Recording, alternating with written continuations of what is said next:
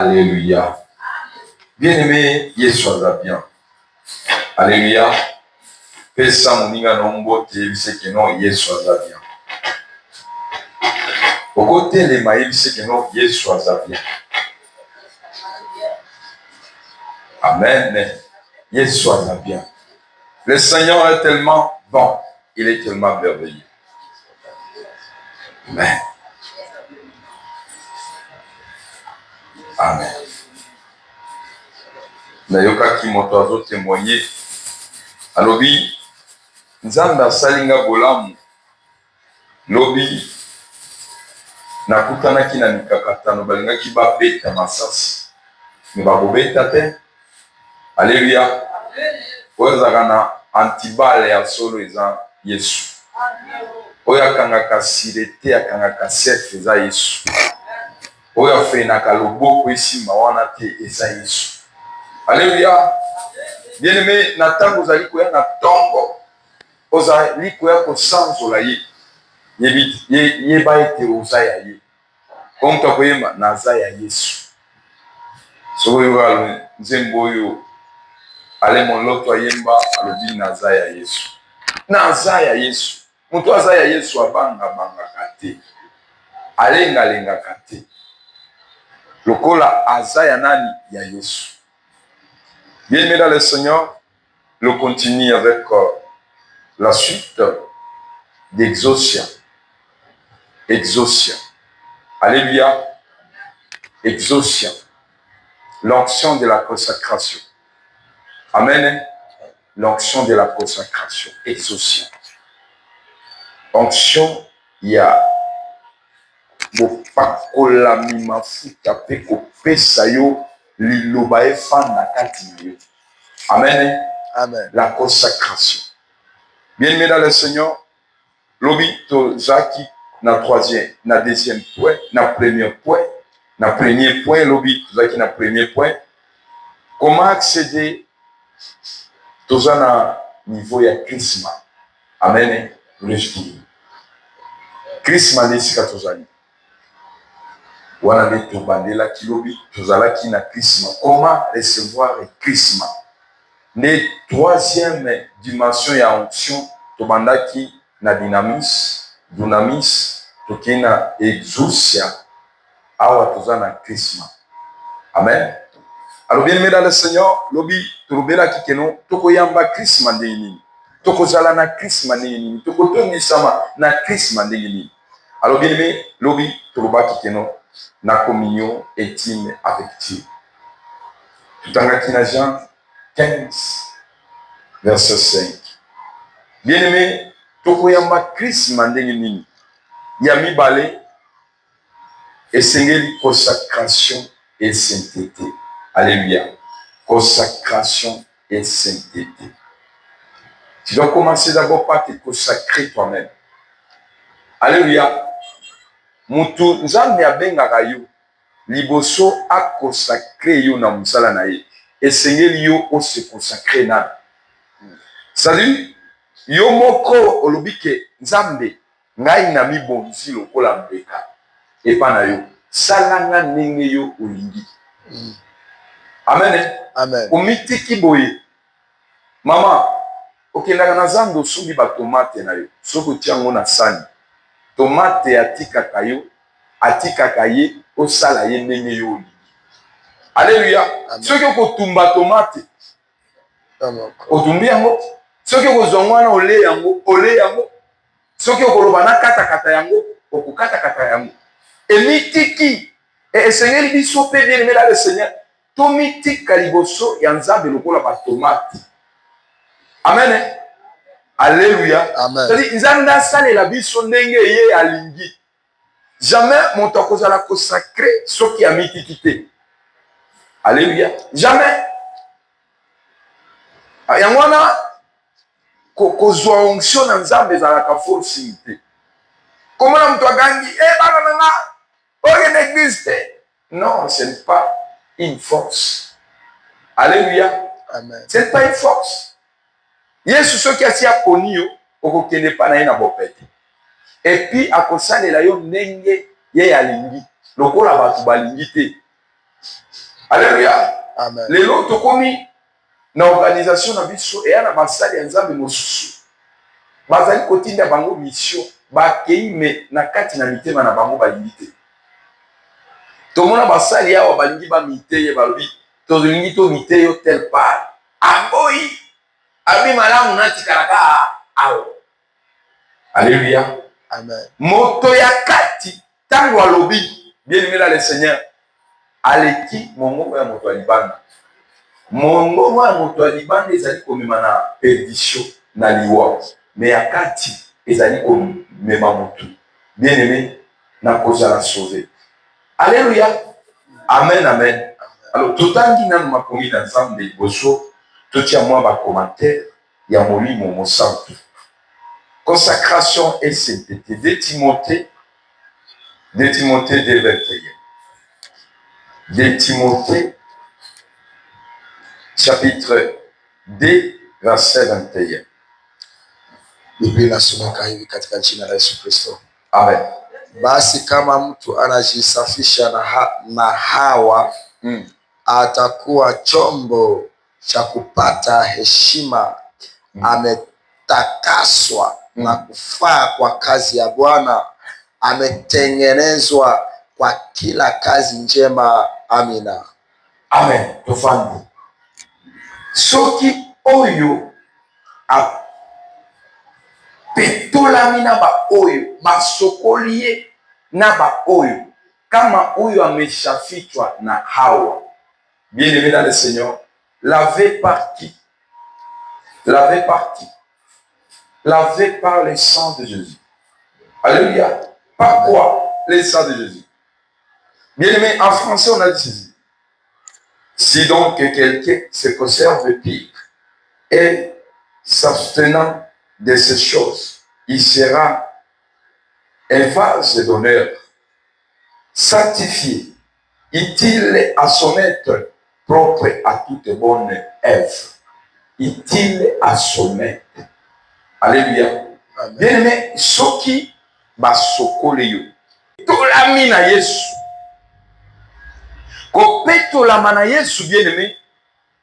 Ekosala yo ozala peto. Alléluia. Okozala peto. Pona yo nanu. Moto azalaka peto pona ye. Simanango okomi peto anamana nano boy. Soki moto aza peto azalaka peto pona Nzambe. Alléluia. Peto pona Nzambe. Tu es pur pour Dieu, pour la gloire de Dieu. Alléluia. Bien-aimé, ozalaka peto pona yo moko. Alléluia. Pour bika sanctification vie, oyo eza sanctifié. Bon yo e peto lami. Et puis bien-aimé dans le Seigneur, soki oza peto. Bien-aimé, oko peto la pe batu mosusu. Alléluia. Bien-aimé, soki na ndaku mama za propre, bana na ye pe bazalaka propre. Soki okoti na ndaku moko mama za sale te aza sale, yeba ete bana pe bazaka ndenge wana. Alléluia. Et comme notre Dieu, il est saint, il est pur, il est sans péché. Et nous, nous toloba kilobi. Si benye tunampoke atoyambie, et sengeli tozala peto. Alléluia. Amen. Amen. Et Seigneur, il te a paix. Donc, tozo yamba Yesu. Tozo yamba troisième dimension, oya Chrisma. Na consacration. To se consacrer. Tu te dis non, je suis là pour le Seigneur. Alléluia. Et la sainteté. La consacration et la sainteté. Alléluia. Amen. Amen. Amen. Bien-aimé dans le Seigneur. Komi boye la masumu. Komi boye la kamasumu. Okoki ozala sanctifié te soki oboyi masumu te. Okoki ozala propreté soki oboyi salité te. Liboso moto azala propre esengeli aboya nini? Salité. Moto aboyaka salité aboyaka. Yesu ayaka aboyisi biso abikeno oyo eza mabe. Alléluia. Mais sikoyo nde kozwa décision ya koboya. Tosi toyoka Yesu alobi toboya.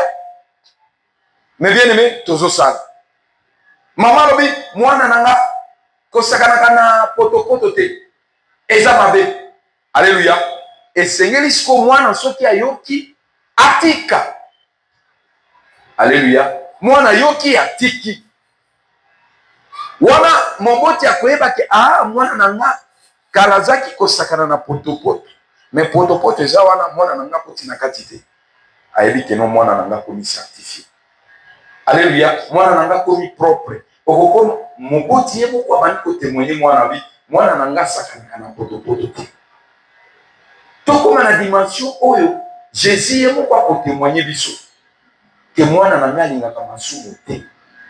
Exemple ya Job. Job c'était un homme pur.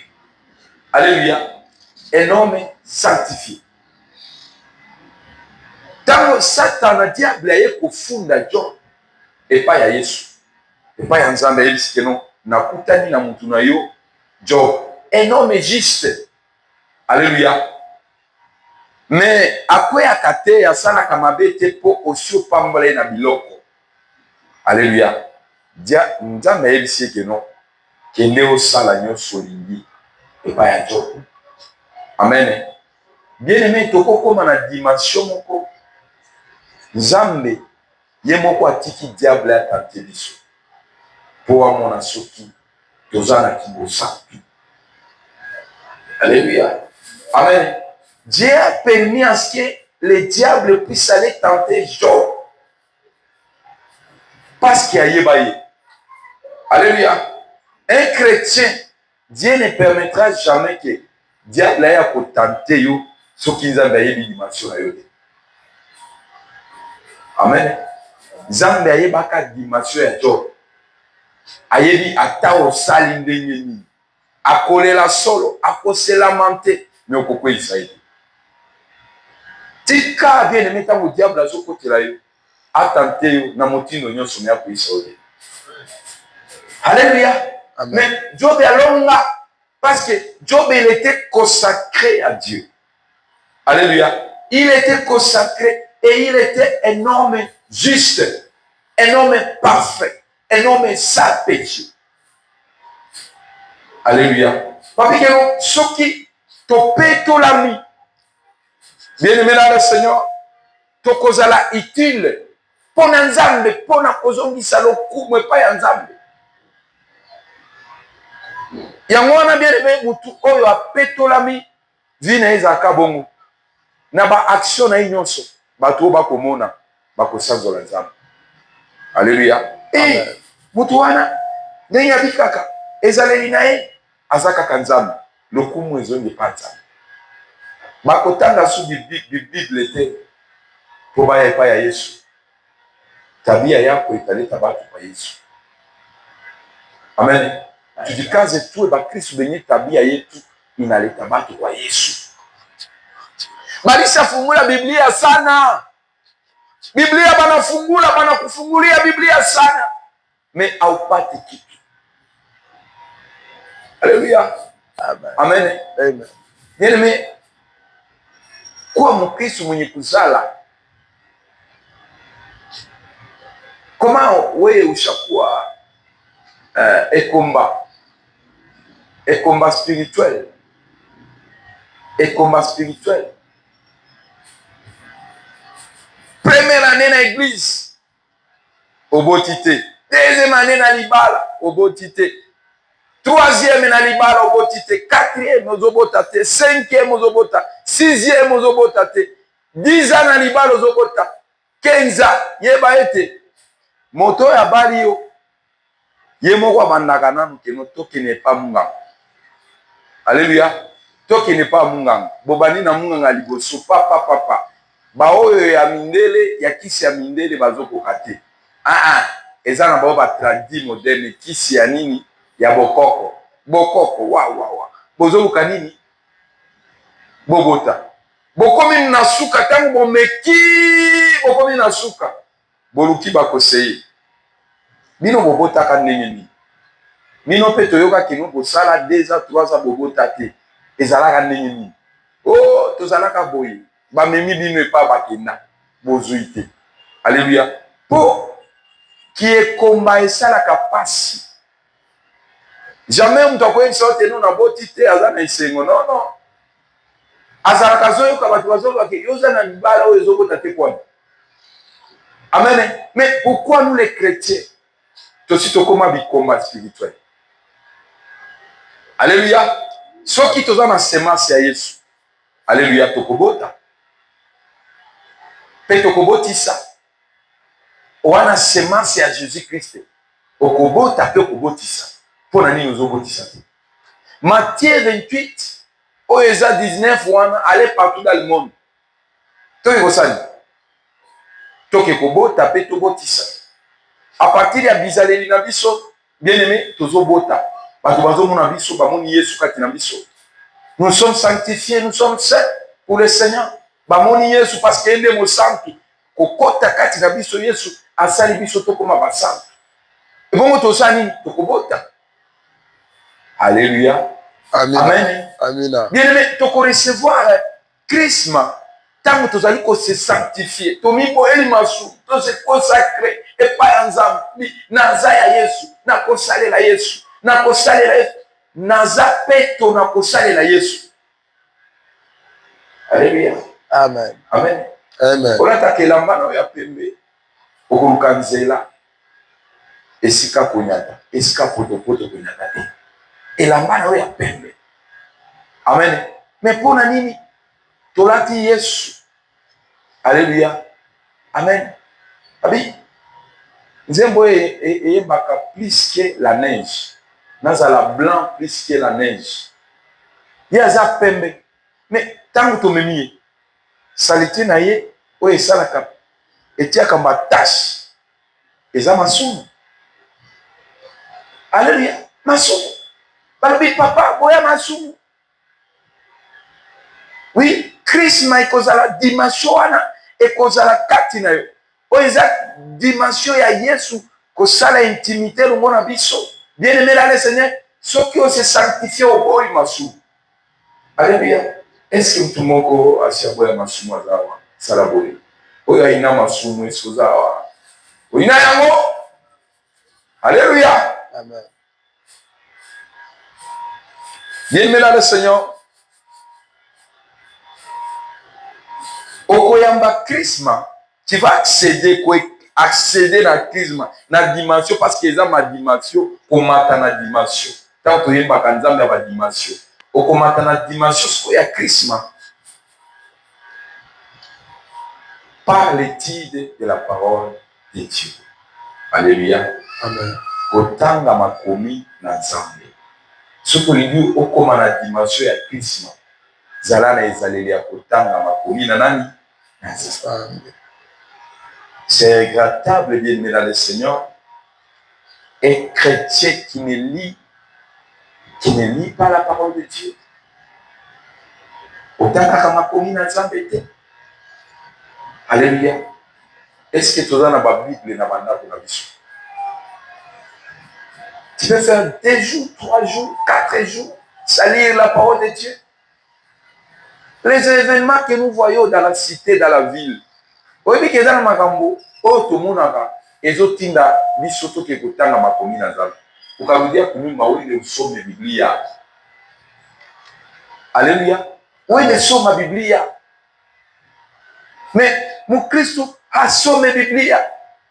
Mungu anamwambia Yeshua, anamwambia que cette parole, que ce livre de la loi ne s'éloigne pas dans ta bouche. Médite-les jour et nuit. Afin de faire quoi? De réussir dans toutes tes entreprises. Alléluia. Amen. Amen. Mais bien aimé, comment nous ne faisons pas l'étude de la parole de Dieu? Pourquoi nous ne lisons pas la parole de Dieu? Tu veux accéder à cette dimension qui est Chrisma. Tanaka makomi na nzambe maman. Alléluia. Amen. Les gens sont devenus des chrétiens qui savent prier, mais ils ne savent pas lire la parole de Dieu. Amen. Amen. N'exercice à l'église, on dit que non. Cherchez-nous déjà. Quelqu'un qui va aller chercher l'évangile déjà dans l'Ancien Testament.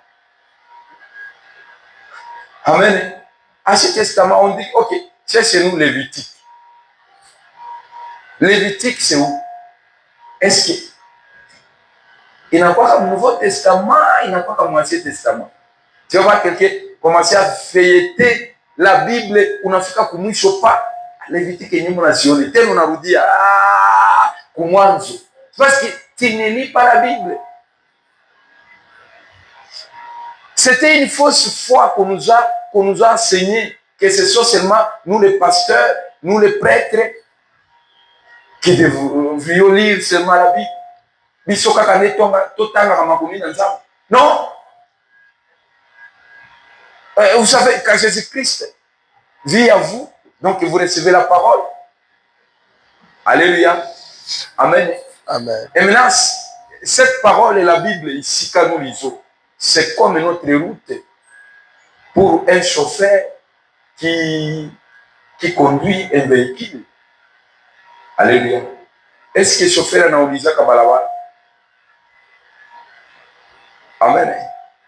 Hawezi kupatia gari kwenye hakuna barabara ilifika pale hai. Papa Joseph wanakupa gari kwenye barabara hapana. Ilifika pale hai. Donc bakaletea we gari keno anja tembeza gari hii. Veji uko chauffeur. Na barabara iko pale. Haleluya. Umepokea Yesu. Yesu iko ndani ya maisha yako. Kisha banakupatia Biblia. Sawa? Sasa juu tembee ndani ya maisha yako. Utembeze gari yako. Il faut usome neno. Tunaelewana? Il faut kutanga makomi na nzambe. Mais nous, bien-aimés dans le Seigneur, on est devenus des chrétiens comme ça.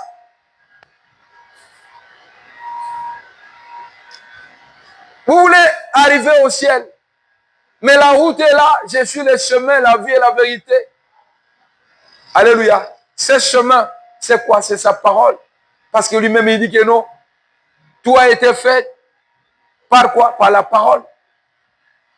C'est-à-dire, les chemins là, si vous voulez marcher pour entrer au ciel, il faut kotambola na nini na makomi, totanga makomi na nzambe, bien-aimé dans le Seigneur.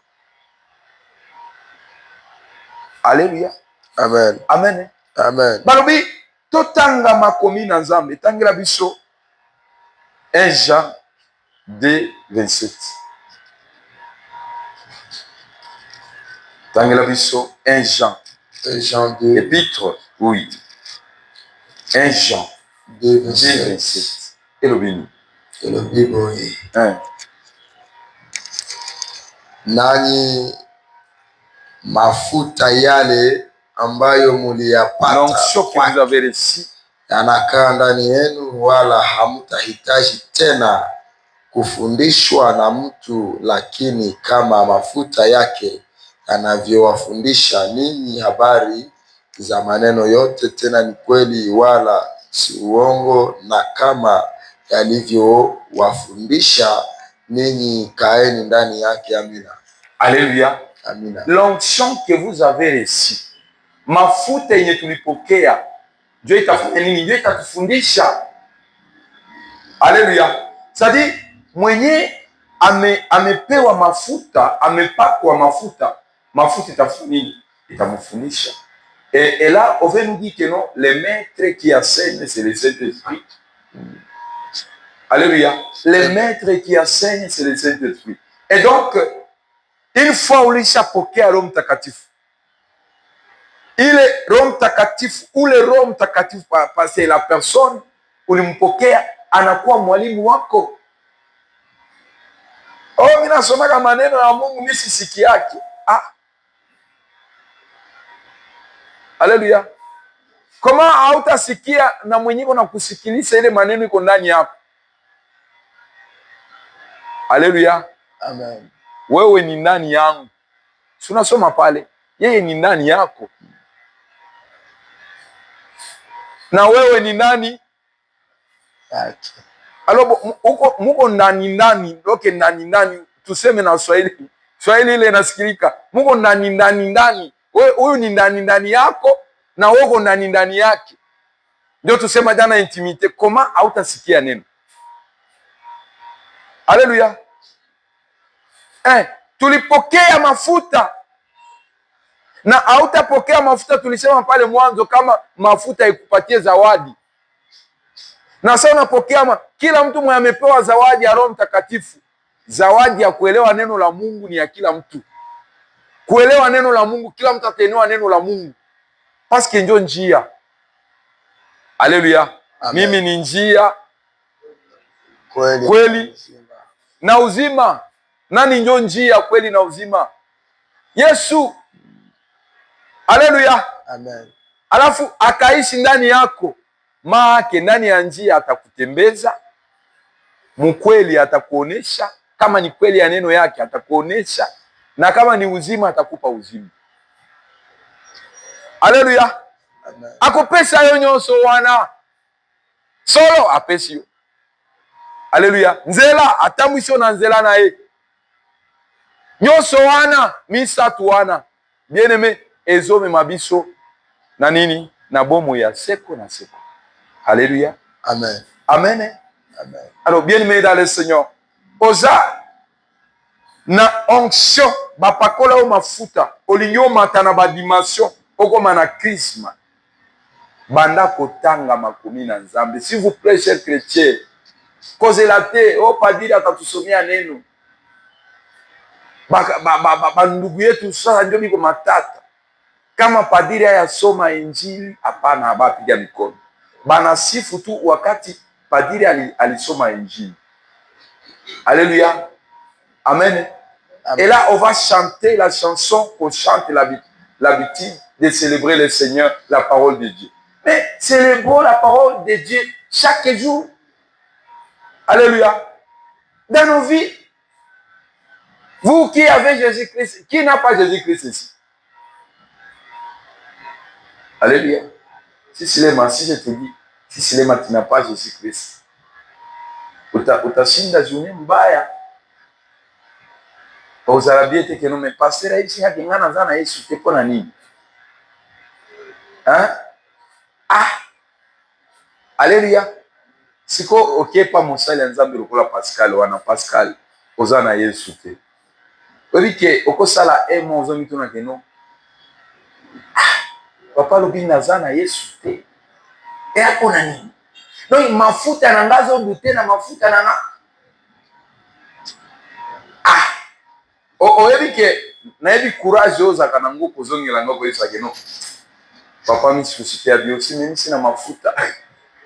Alléluia, explique-moi parce que lui c'est comme ça, il va dire mafuta si na mafuta na Yesu Dieu ya nini? Alléluia. Mais bien mesdames et seigneurs, ceux qui tozana Yesu. Bien-aimé, toi mataka ba dimension. Je voudrais que ici dans cette église, tout ce séminaire oyo. Papa oyo onction batu bayemba biso to comprendre yango na niveau mosusu. Alléluia. Amen. Batu bayemba onction biso to comprendre yango. Binazana onction awa soki tozana losambo obanda ko activer. Alléluia.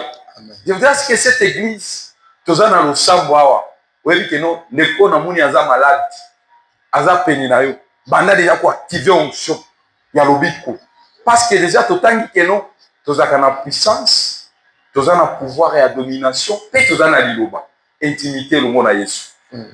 Alléluia. Amen. Amen. Amen. Ba type d'onction yango wana no, la puissance, les pouvoirs et la parole, l'intimité avec Jésus.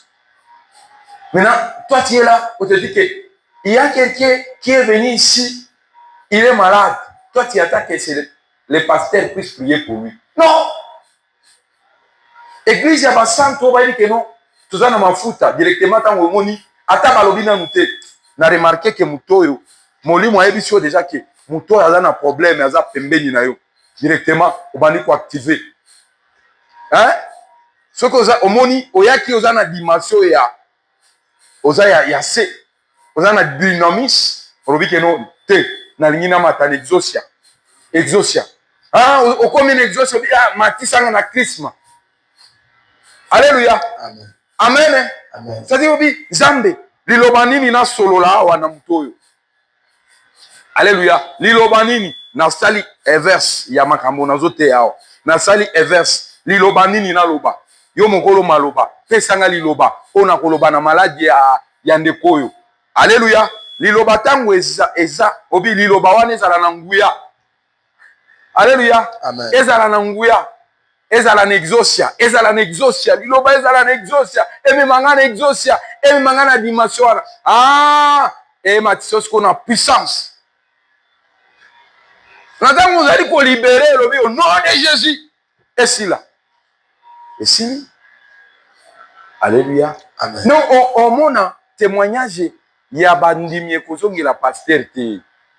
Ekozongi la église. Tango ezongi l'église eza nani mutu azobikisa Yesu ngi azobikisa. Eza pasteur te. Alléluia. Amen. Yesu azali kobikisa bato eza ngate. Bien aimé bokeba. Na ba église oyo ekomi lelo pasteur nde mutu azobikisa. Na sina pekisa bino makambo wana. Yesu ngi azosala. So ye olobiki na église na biso Yesu azosala bikamwa. Alléluia. Amen. Soki bongo nalingi boba na kokumisa nga. Na obana boya na mouchoir moko wawa. Na ye nango na sina tinani na sina tina kati anesthésie. Anesthésie kaka ngato na longolo yango na fongolo yango na bambi yango wawa. Oyoki palpite kwei. Alléluia. Pasteur Simba kika ngai na kwei. Amen. Lobi susu mouchoir. Lobi kuna mouchoir. Ka mouchoir wana. Molimo akomi uniforme bwepo anini akomi bleu blanc. Alléluia. Molimo akomi ka bleu blanc asala kana mouchoir. Amen. Mais okoya awa lobi tobi na kombo na Yesu. Esimio na kombo na Yesu. Alléluia. Manifestation bandi. Lobi okuti eza ya ndenge mususu. Tozo yemba adoration. Omoni Saint-Esprit bani ko manifester ko se manifester kati ya moto. Bani ko sa msala na adoration. Na mateya ndenge toteya kaboyi. Omona Saint-Esprit alobeli mutu. Na mateya. Et puis yo kozonga Nzambe alobela kinga kati na liloba na ye. Amen. Alléluia. Wana to témoigner Nzambe to témoigner batu te.